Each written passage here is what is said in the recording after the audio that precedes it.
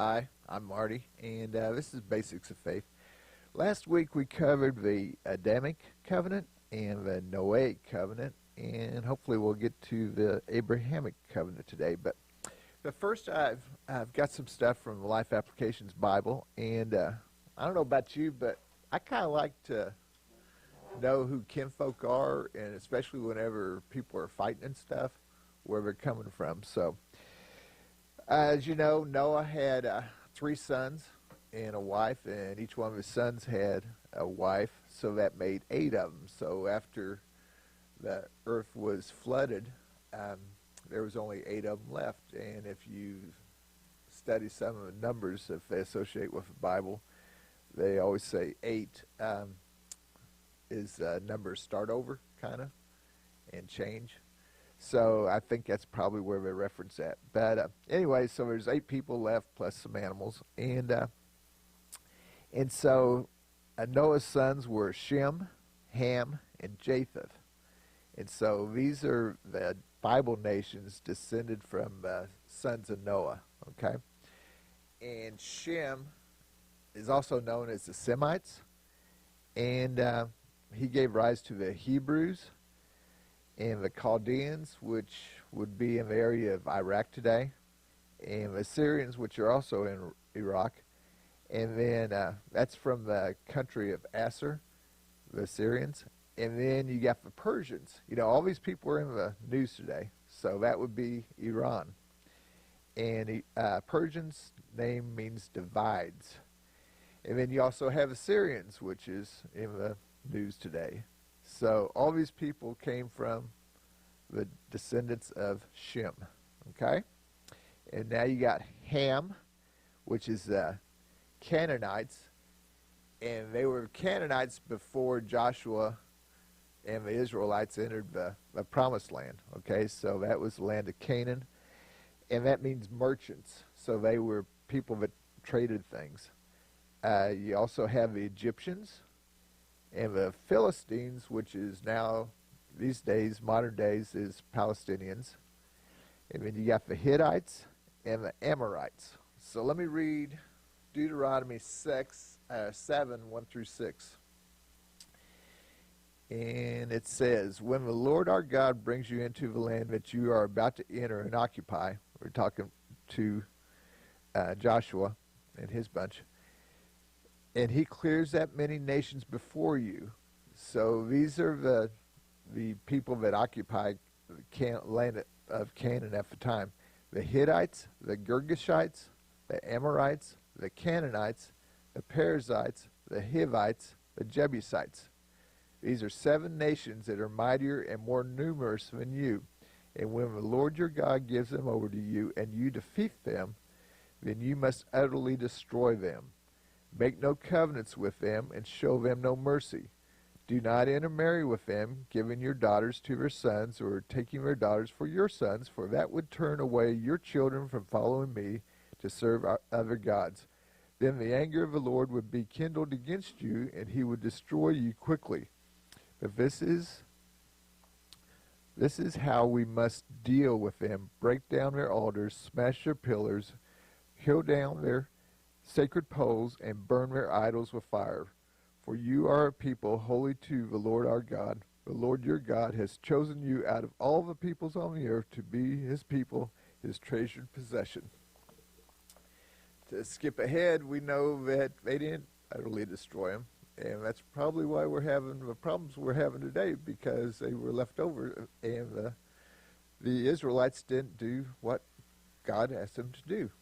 So, but you notice, I said the Hittites, Girgashites, Amorites, Canaanites, Perizzites, Hivites, and Jebusites. So there are 3 of those that are descendants of Ham: the Hittites, the Amorites, and Canaanites. That's where the kinfolk stuff comes in. Okay, then you got Japheth. Japheth gave rise to the Greeks, the Thracians, which I really couldn't come up with a whole lot of who they might have turned into, the Scythians, and we believe these to be modern-day Soviet Union. Okay, 3,458 Bible people and places says Cush means black, Mizraim means Egypt.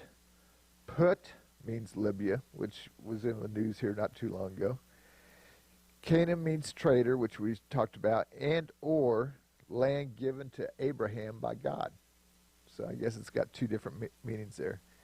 Nimrod means strong and or son of Cush. Okay, so these are the kingdoms that were in this area, okay? You got Babel, Erech, Akkad, Calneh, and cities in Shinar that also included the land around Assyria, okay? Then you got Babylonia is the eastern portion of the Fertile Crescent. So I don't know if you remember the other day I showed a map and I was showing where the Garden of Eden is. You know, it was just north of the Persian Gulf there, and it was between the Euphrates and the Tigris. And we were showing that was a Garden of Eden. Well, if you look on a more modern map than that, you'll see what they call the Fertile Crescent. So that could be the old Garden of Eden, or be real close to it anyway. And it's also known as Shinar, and the land of the Chaldeans, and this is in the southern region, okay? Erech was a city built by Nimrod on the plain of Shinar. Okay, we remember Nimrod's the one who built the Tower of Babel, and God confused the languages, and the people dispersed.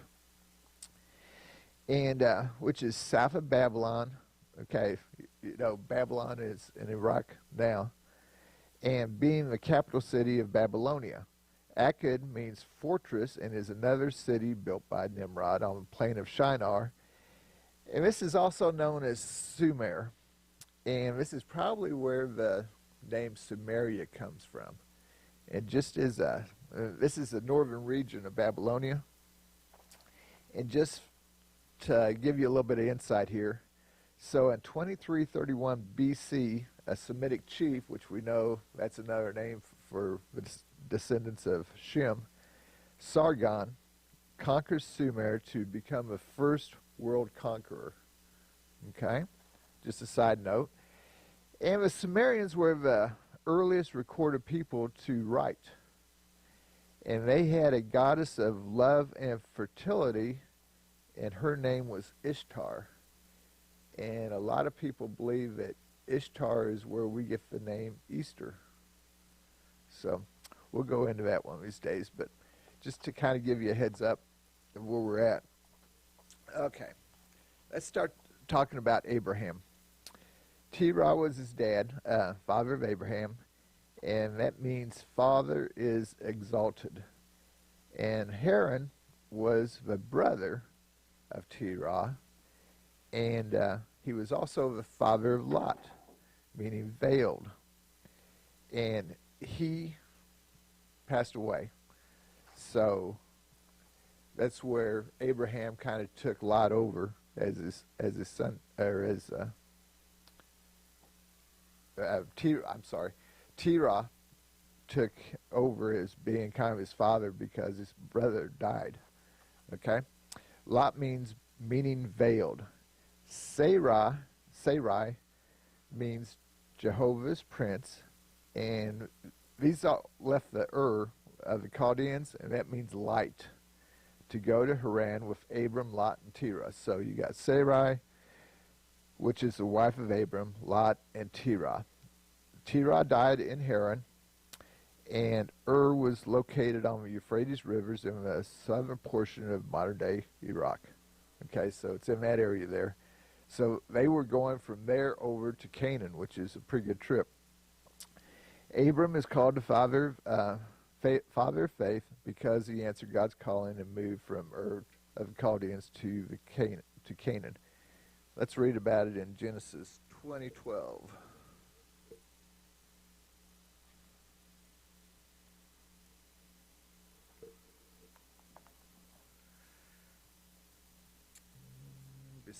Okay, this is what I wanted to bring out, and this is kind of confusing. And what it's about is that Sarai, a lot of people call her, she turned into a name Sarah later on, The Sarai, is ways a lot of people pronounce it, was Abram's half-sister besides being Abram's wife. Okay? Terah was her father, but she had a different mother than Abram. Okay? And let's read about that in 2012. Besides, she is indeed my sister, the daughter of my father, but not the daughter of my mother, and she became my wife. So she was both his half-sister and wife. And, okay, so after that, Abram and Lot, they kind of got into a dispute, and Abram said, okay, you decide where you want to live, and you go that way, and I'll go my way. So Abram chose Canaan, and Lot chose Sodom. And Sodom means their secret, which is interesting. And Lot received a better land, and it was right around the Dead Sea. Abram rescued Lot and King Melchizedek. A bunch of these kings came together and took Lot captive and stuff, and Abram went after him. And Melchizedek means king of righteousness, and he was king and high priest of Salem. We'll get into it later, but they wouldn't let a king be the high priest also. So this was different that Melchizedek was king and also high priest of Salem. Salem, they believe, is modern-day Jerusalem. Okay? And that's important because Jesus was king and high priest too. So they reference Jesus and Melchizedek kind of together because of this. We'll get into that a whole lot later, but just to give you a heads up. And Melchizedek blessed Abram with bread and wine, and we know that today that's how they serve communion. While Abram gave Melchizedek 1/10 of everything, and which they consider that the tithe nowadays. Okay, so we got this book. It's called The Covenants. It's by Kevin Conner and Ken Malman. And let's read a little bit about the Abrahamic covenant. It is a covenant God made with Abraham, Isaac, and Jacob. Okay, his son and his grandson. It was made after the Tower of Babel, which we talked about, and the scattering of the descendants of Noah. It involves national Israel and the seed Messiah, believers of all nations. It is a comprehensive of all Old Testament covenants. So it's the most comprehensive of all the Old Testament. And let's talk a little bit about this seed, so maybe you get an idea. Let me start over here. Okay. At this point, being deceived by the serpent, we're going back to Adam and Eve. A woman partook of the forbidden fruit and gave it to Adam also. This unbelief and disobedience broke their covenantal relationship and brought them under the curse of the covenant. The results of the fall of man were that the covenantal relationship was broken, his character was corrupted by the entrance of sin, his dominion was lost, and he and his offspring came under the dominion of sin and death. This sets stage for the revelation of the Adamic covenant, and God came in grace to fallen man, seeking to restore him back to covenantal relationship. This Adamic covenant was the beginning of the covenants of redemption. Upon the foundation of the Edenic covenant, the Adamic covenant constitutes the most comprehensive prophecy that God ever gave to mankind, in that it encompasses all successive covenants of redemption. It is a seed covenant to the others which follow. So what we're doing is we're just building on this seed idea, which will eventually